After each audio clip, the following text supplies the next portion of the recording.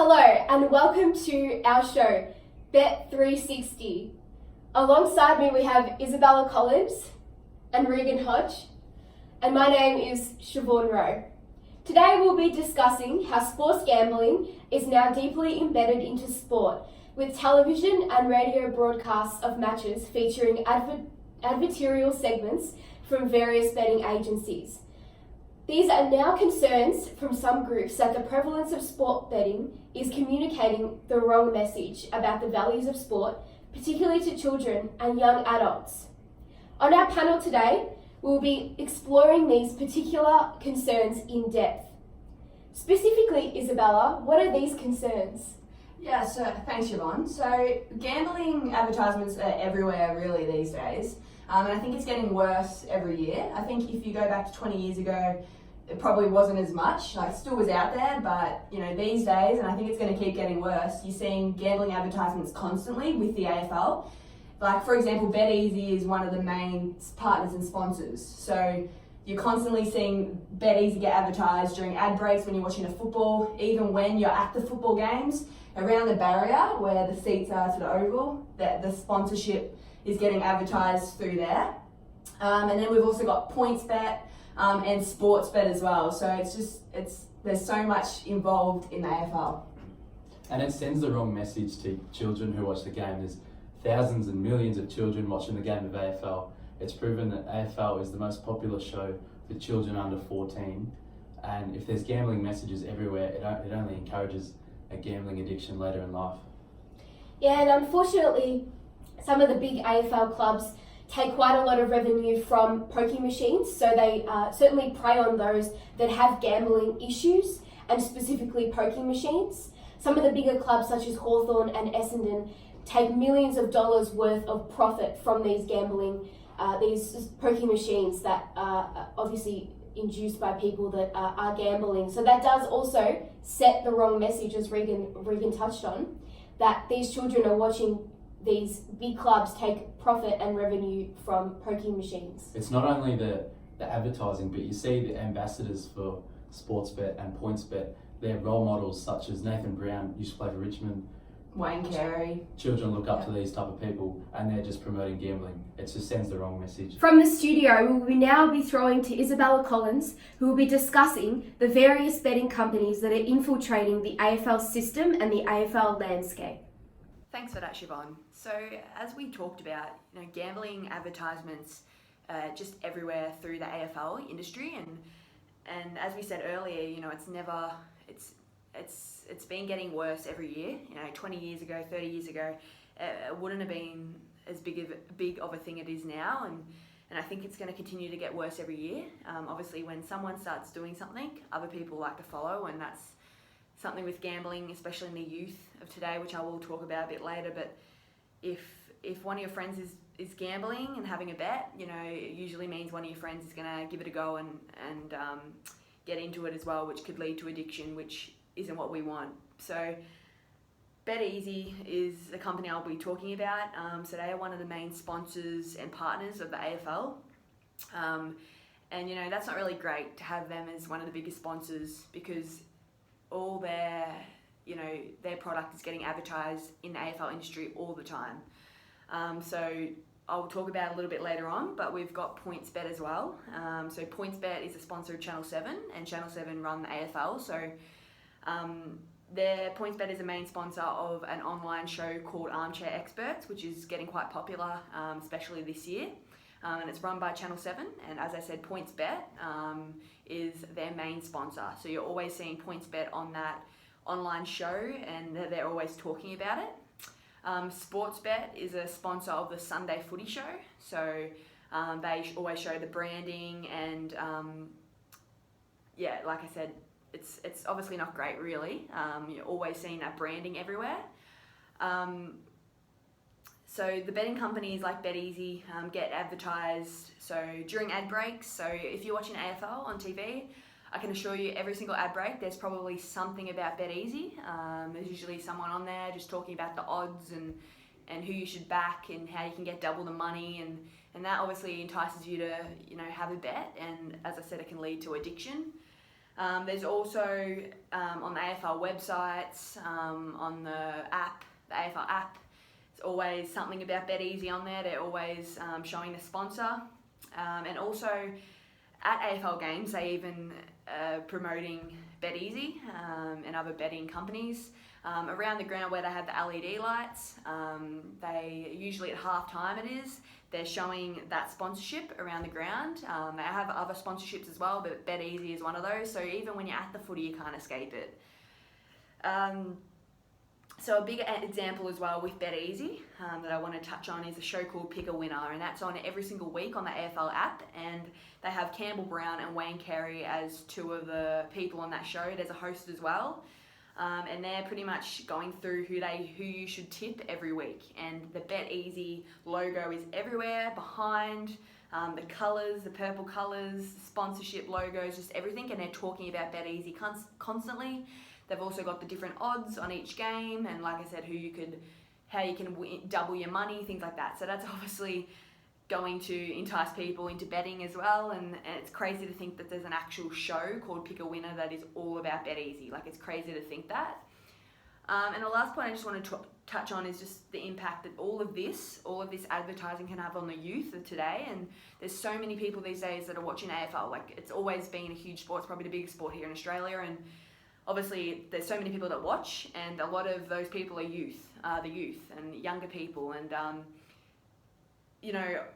and when these young people are seeing these advertisements all the time, constantly, it can, bring them in and be like, oh, I want to give this a go, like have a little bet, like see how I go. And if just say they win some money, that's obviously going to probably make them be more keen to keep doing it. And that can obviously lead to addiction, as I have touched on. And that's not what we want in Australia or anywhere. I don't think it's going to stop anytime soon. It would be great if they could maybe not advertise as much. I don't think that will happen, but I think something definitely needs to be done, because we don't really want this in the game. But unfortunately, I think it's going to keep getting worse, but hopefully we can fix it one day, and that'd be great. And now, from the studio, we'll be throwing to Rhodge, who will be discussing the effects that gambling and gambling advertising and the increased amount of gambling advertising in the AFL could have on the youth and children of our society. Thanks, Siobhan. I'm just going to talk a little bit now about the effects gambling is having on children in the AFL. Now, we've seen gambling everywhere in the AFL. Izzy's just touched on it. It's on TV, radio, newspaper, social media, and on the grounds. It's not a good look for the AFL, and it's only encouraging gambling for children later in life. We all know children look up to their role models, but when they see their role models promoting gambling advertisements for the AFL, it's not a good look. We see Nathan Brown, former Richmond player, promote Sportsbet's Brownies quiz on the Sunday Footy Show, where thousands of young people watch across the country. We also see Mick Malloy on the front bar promoting Mixed Multi, where he puts together an extravagant, irresponsible and ridiculous multi, encourages everyone to get on it and to put the house on it. It's not a good look for the AFL, and only encourages children to gamble now and later in life. With the amount of role models promoting AFL gambling, it's not good enough, and children are going to think it's normal. The AFL needs to step in and crack down on the amount of gambling advertisements, because children are going to think it's normal and that everyone does it. We've already seen one case this year where Jaden Stevenson, Collingwood forward, only 20 years of age, was found guilty of betting on his own matches. As Jaden Stevenson is only 20 years of age, he's also grown up with gambling advertisements everywhere in the AFL.